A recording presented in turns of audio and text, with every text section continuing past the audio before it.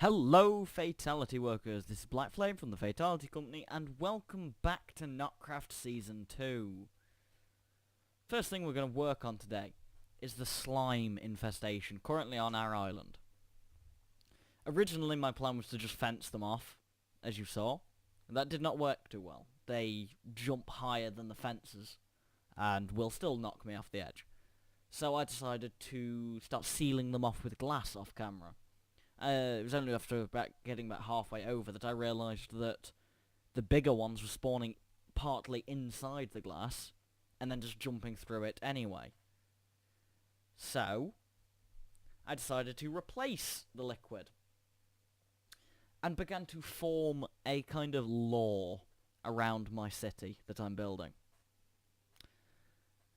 This island, I've got it written down so I won't forget it, is going to be the etheric atrium, or the building around it is going to be known as the etheric atrium, with this island itself being the heart of all magic in the world. So what a better liquid to use than pure essence from Ars Magica 2.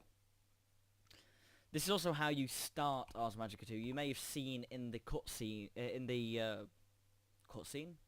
the cut up first couple of episodes, when I made my first spells and whatever, I went over and I placed like that. To get started in Ars Magica, you need an Arcane compendium. You just build a pillar, you put an item frame on that, and put a book in it, and it'll absorb knowledge out of the Arcane essence into the book and give you an Arcane compendium. But for now, we are going to nab this, along with the rest of the Arcane essence that we've got so far. I worked out that we need like just over a stack of Arcane essence to complete our little puddle. So, I will run back to the base, and hopefully not die. Something I should probably point out, you may notice how quickly I'm running. I put a level 30 enchant into my Mage boots, and got fire protection 4, haste 3, unbreaking 3. So the haste 3 is pretty much like having swiftness on the entire time now, which is incredibly handy. Okay, here we are. Couple of things you may notice. This is these are magic chests, iron chests from the iron chest mod. I upgraded them in place. If you put a plank in the center and then put iron around the side, you get a chest upgrader. You right click the chest and it will upgrade it to an iron chest, which is basically more or less a double chest in one chest slot. But you can then upgrade it to a gold chest and a diamond chest, which have even larger capacities. The next thing you may notice is all these magic walls that I've filled in this gap with around here. I'm also holding some. It just crafted with 2 Vintium dust around a piece of stone. I thought it made it have a magic-y feel, you know, it's emanating magic to it. And this is the essence, by the way. I've already removed all of the slime and put essence in its place, except for over here. So I'm just going to go along and gradually replace the, well, not replace anything, there's nothing to replace, I've already removed it, but you know what I mean. Gradually fill in the area with essence. I'm gonna like get rid of some stuff off my hotbar so I can hold more buckets at a time. Place one there, place one there, place one there, place one there.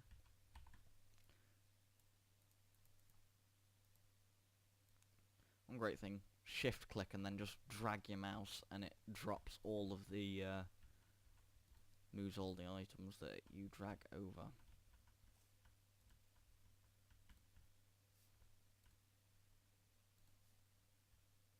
Right. I don't think we're gonna have enough. I think we're gonna be just short. 1, 2, 3, 4. How many do I need? Stop bouncing. 1, 2, 3, 4, 5, 6, 7. We need 7 more buckets of essence before this is done. You may also wonder where the slime gel stuff's gone. Oh, and I'll explain this while we're down here. This is now walled in. I've got some magic wall just because it was what I had on me with cobblestone on top because I didn't have enough magic wall to finish it. This is temporary. It's basically just because I got attacked by a creeper. Creeper came up through here, and while the Dark Nexus was dragging it in, it went past me and obviously blew up, taking out part of the Dark Nexus. I've managed to replace and get it all back up and running now. But by getting this, it means that creepers especially, they're the only things I really cared that much about, can only come in through the front, which means I can always... I know where they're going to come from. Ah, as a good example, Mr. Zombie, thank you. See, there we go, he's already being dragged in. My particles are turned off, that's why I couldn't see him. I wonder why I couldn't see the beam that was dragging him in. But, right, so, what's that? I can't tell if it's a mage, but I don't know if it's a dark or a light mage. This is where all the slime gel is. I've literally just filled a room with it. So if I ever need to farm slime balls, we come down here. The good thing is the little ones actually drown in the slime. So I can just come down here and actually just collect slime balls from them, rather than having to even kill them. That's creepy. Hello.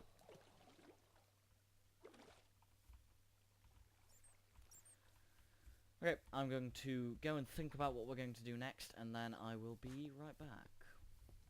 One thing I did obviously forget to point out is I finished the marble line around here and added another marble one around the edge with the same quarried stone bits that I used for the fence. I've also added these carpenter's gates, so we can actually just walk in here now. Right, so the next thing we're going to work on is we need a book, a feather, and an ink sac, which I don't believe we have, but there will be some back at spawn, which is where we're going anyway. Mainly because the spawn already has the thing that I want. I would make my own, but I don't have room for it at the minute. I need to build more before I can. Ink.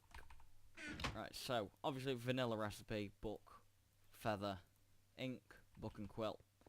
If you go over to this is an inscription table from Ars Magic 2. It's what you use to create spells. Oh, hi!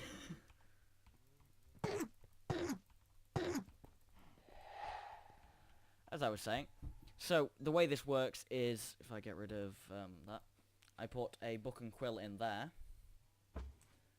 and then I can choose, you can see these are greyed out, I can't actually drag these in a minute. You need to choose a modifier type. There's supposed to be a noise dampener in there, you should be quiet. Yeah, you need to choose a type of spell, so in this case we're going to go for touch. And you need at least one component for the spell, so components we've got dig, light, night vision, physical damage, and fire damage. We're going to go for light. 1 second. I can't really make it much quieter. Right, there we go, mage light.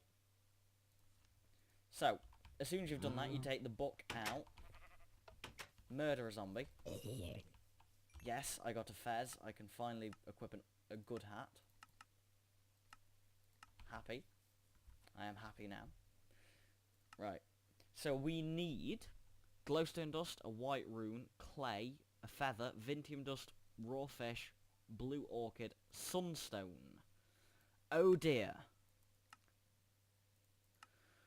That last one's going to be a real pain to get.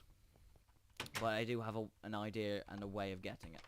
So that's the first thing we're going to go and do. We're going to go and attempt to get that sunstone. As soon as I'm ready, I'll be right back. And we are back.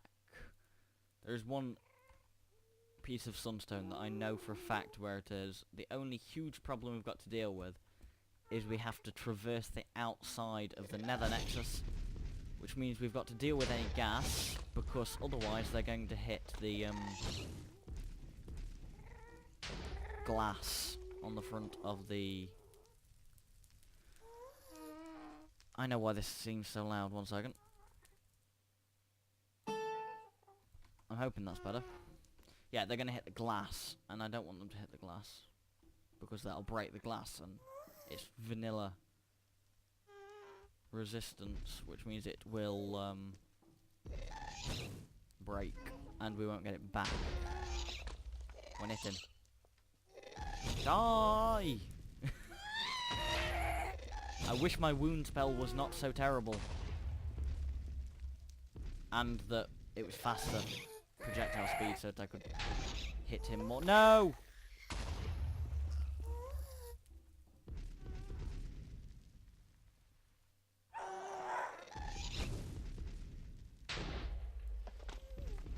Yes, get slowed by the lava.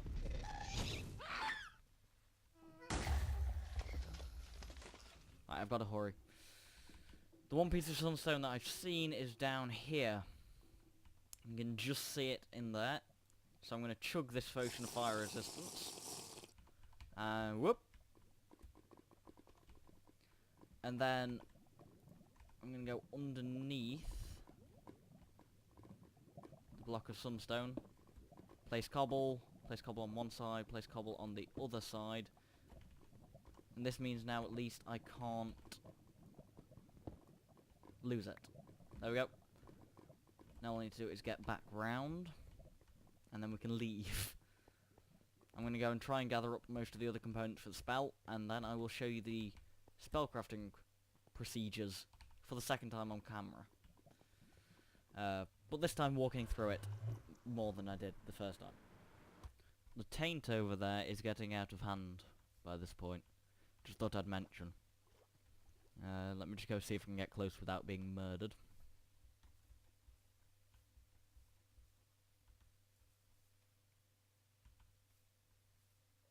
No idea. Taint swarm, I don't know.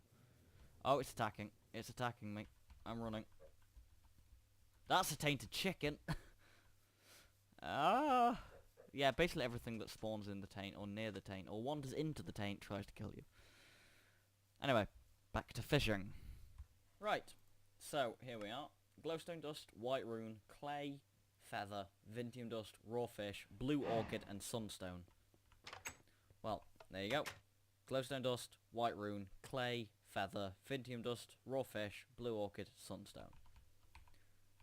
And there's one thing I always forget, so I'm going to go and grab that.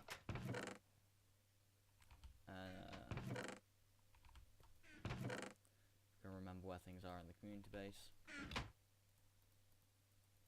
Or remember vanilla recipes for sticks. I'm going to make 2 of them because I've got enough sticks to. Spell parchments. Right.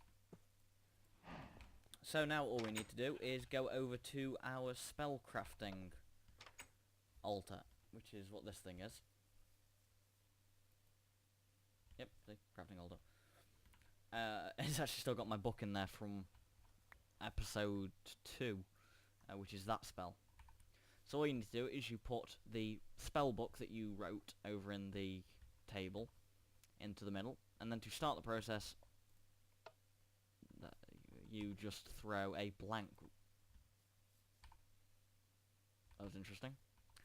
You just throw a blank rune into the center, and then it will show you the next item you need to throw in. So the next one is vintium dust. So you throw a vintium dust in, and then a feather, and then the fish, then clay, then a white rune, then a blue orchid, then glowstone, and then sunstone. And then to finish it off, once you've put all the ingredients in, you throw a spells parchment in, just for it to be wrote down on. That's weird, there wasn't a sound. There should be a sound when you do that, but... So, Mage Light, and then I just need to pick something for it, and I will pick that. So now... I'm not sure how this works. Actually. I don't know whether that stays there for... Yeah, there we go. Mage Torch. So that just stays and lights the area up. So I now can place torches magically. which is going to be awesome and helpful in later endeavours. There are certain times where you will need the aspects of magic to use as well. So of course you just use the crystal wrench to link Nexi up to it, and then as soon as there'll be like a blue sparkly effect animated above the book, which is asking for the essence, and all you do is you flick the lever down and it'll draw the essence from nearby, as long as it has it. Right, so we're going to use that new spell. If we go back through the Nether Nexus, I'm not going to bother cutting this, it's only a couple of seconds. We can use our newfound Mage light spell to start lighting up our base. So we just need to pick spots for the Mage lights. So I'm going to say on top of that one, and on top of that one. I didn't go where I wanted to. On top of that one. There we go. So now we've just got little sparkly bits that will light the area up instead. And I'll do the same for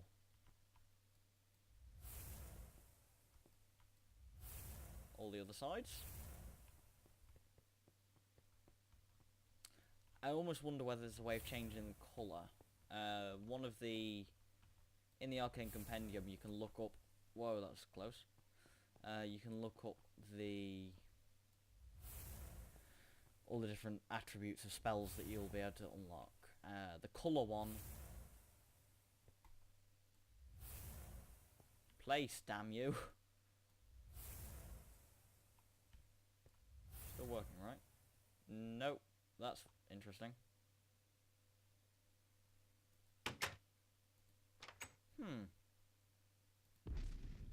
That still works, why won't this?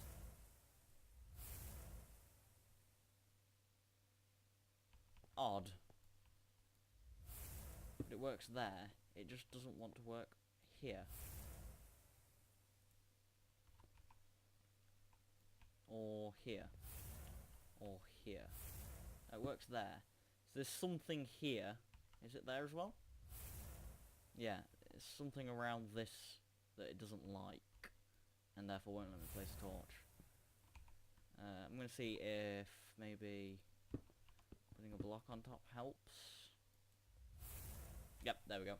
There was some kind of invisible entity there that was preventing me from placing the torch, and like that. Right, so then where do we want it? We would want...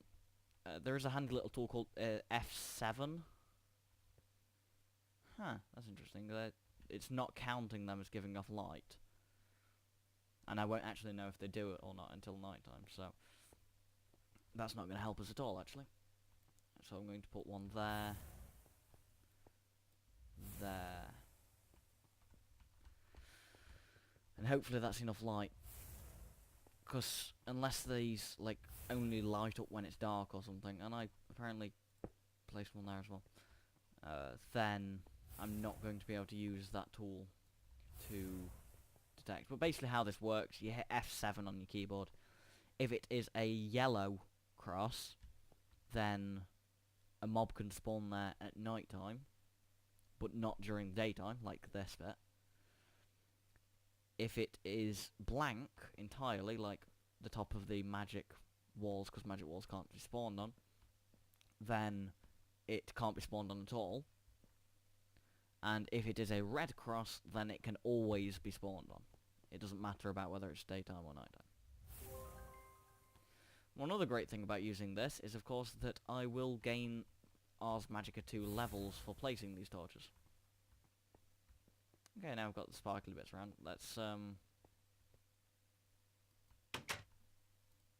going to wait till it's night time, and hopefully these things light up. But I haven't got a clue. So, see you in a minute. Rather than waiting for night, I'm just going to go down into this cave where the skeleton so rudely attacked me from. And, try him down here.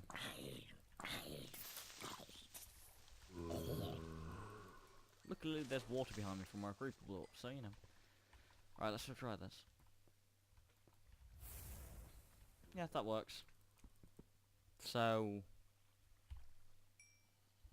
See, that works. Oh, is it really that dark? Because that's not going to help me at all then, is it? I may have to use something else. Ooh, I've just had a thought actually. There is of course different casting modes.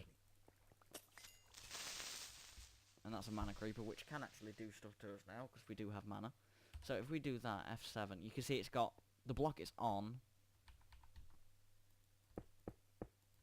And then well, we could do it over here. It's got the block that it's on, and then a plus sign of one block. So if I make it up onto the next casting mode and place one, yes, okay, that's what we need. We need to place them in normal casting mode rather than diminished, because in diminished they hardly do anything. Alright, I'm gonna go replace them with diminished up there, and then I'll show you whether we've covered the entire area or not.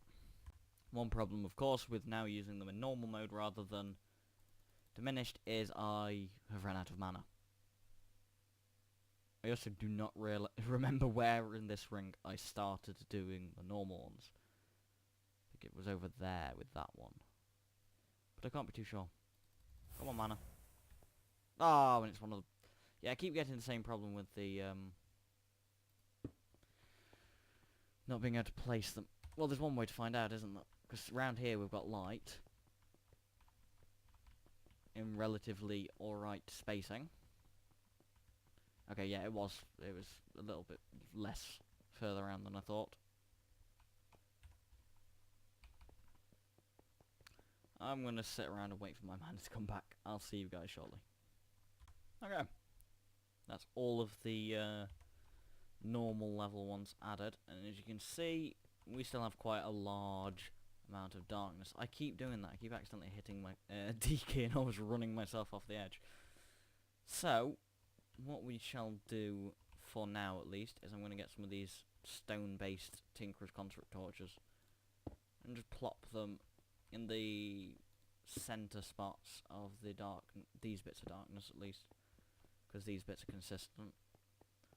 And then as soon as I've done that, I'll go around and place them in the center bits of the other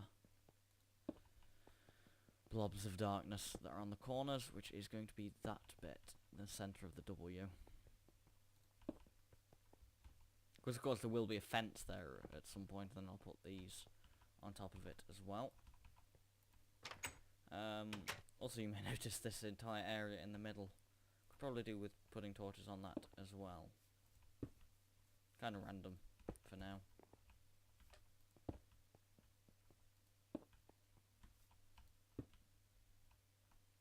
Just so that at least nothing spawns. Right, I'm going to show you one more thing for this episode, and I'll come back next episode with the essence having been filled completely, hopefully. And that's, while I was doing that, I leveled up to level 14 in Ars Magica. You see the blue 14 there.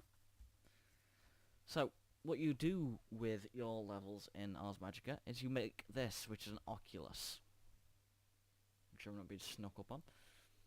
The oculus is a way of putting points in. It's like a big skill tree.